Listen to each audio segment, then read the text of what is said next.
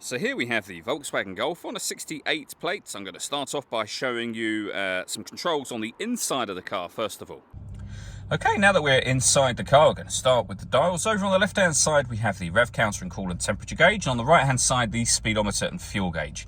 In the middle, you can see the total miles for the car. They are 30,096.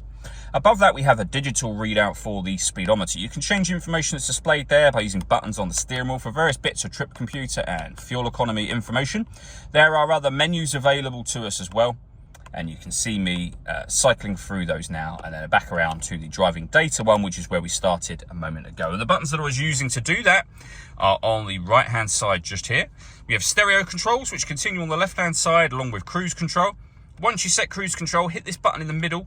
This car is able to maintain its own distance between itself and the car in front, both speeding up and slowing down automatically, depending on the car in front speed. Over in the center, we then have the main touchscreen. So we're on the radio menu at the moment, where you'll see we have DAB, FM and AM radio. If you want to listen to your own music, press the media button.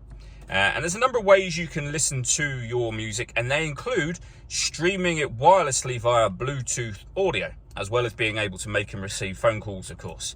And that is all after you've paired your phone, which is done by hitting the phone button and following the instructions on screen from there. Below that, we have the air conditioning. So you can adjust the temperature, the fan speed, and the direction the air is being distributed in. The air conditioning is on at the minute, so that's off.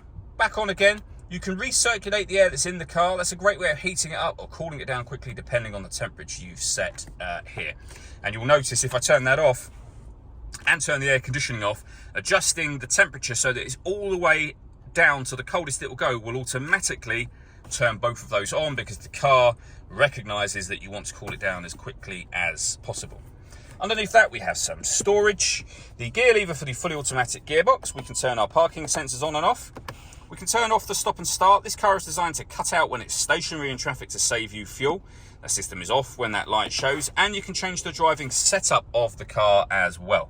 So you're able to put it into eco, normal, sport, or individual. And under individual, you can customize the settings shown on the screen now. All that leaves me to say is thank you for taking the time to watch this video. If you'd like to come and see this ULEZ compliant car for yourself and have a test drive, please feel free to call either of our MJA sites. We'd love to hear from you soon.